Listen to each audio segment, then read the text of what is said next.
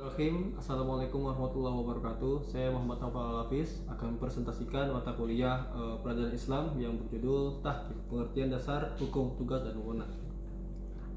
Apa itu tahkim? Secara bahasa berasal dari bahasa Arab, menyerahkan keputusan kepada seorang dan menerima hasilnya. Secara istilah, dua pihak menunjuk seorang hakam atau arbiter untuk menyelesaikan sengketa berdasarkan syarat atau hukum yang disepakati. Dalam KBBI atau modern, menggunakan hakim untuk persengketaan atau terjemah modernnya adalah arbitrase. Baik, sejarah tahkim pada zaman jahiliyah, lembaga tahkim sudah dikenal. Peran hakam dihormati dan putusannya didengar masyarakat. Perkembangannya dikembangkan sebagai mekanisme penyelesaian sengketa keluarga dan komunitas di luar pengadilan formal. Dan masuk ke syariat Islam, tahkim dibenarkan dalam Al-Quran, misalkan surat An-Nisa ayat 35, itu menunjukkan hakim dari kedua keluarga bila terjadi perselisihan. Jadi dasar hukum hakim dalam Islam, di sini ada Al-Quran surat An-Nisa ayat 35, anjuran menunjukkan hakam dari keluarga masing-masing untuk mencari perdamaian. Dan hadis riwayat tentang praktik hakam yang diriwayatkan oleh An-Nasai, Sayyidina Abu Syuraih.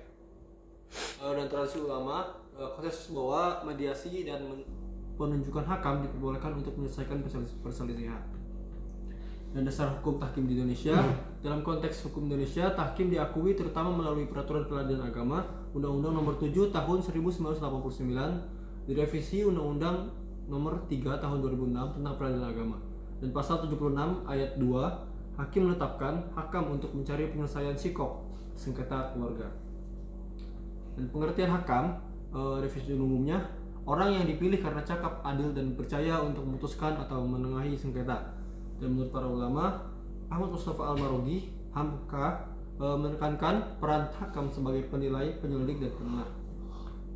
Tugas dan wewenang hakam: menyelesaikan sengketa. Pertama, menyelesaikan sengketa, memutus atau memberi penyelesaian terhadap sengketa yang diserahkan. Kedua, menerapkan hukum, menggunakan hukum syara atau hukum lain yang disepakati para pihak. Ketiga, mencari perdamaian. Prioritas mediasi, terutama dalam konflik keluarga untuk mempertahankan keharmonisan. Dan batas wewenangnya, putusan hanya mengikat pihak yang menerima, tidak otomatis setara putusan pengadilan. Dan sifat dan kekuatan hukum tahkim. Pertama, sifat di luar lembaga peradilan formal berdasarkan kesepakatan para pihak dan fokus restoratif dan mediatif. Kedua, kekuatan hukum mengikat bagi pihak yang menyetujui putusan, diakui dan dalam konteks hukum keluarga Islam dan mekanisme penyelesaian alternatif. Perlu pendaftaran atau penegasan pengadilan jika ingin efek eksekutorial formal. Di sini perbedaan hakam dan hakim pengadilan.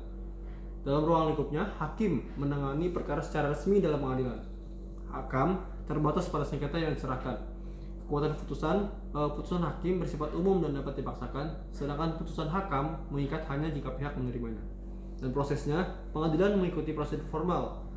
Tahkim lebih fleksibel dan terfokus pada perdamaian. Dan kesimpulannya, tahkim adalah alternatif cepat, fleksibel, dan berorientasi mediasi untuk menyelesaikan sengketa terutama keluarga. Dan penting memilih hakam yang adil, kompeten, dan dipahami para pihak. Untuk kekuatan hukum formal,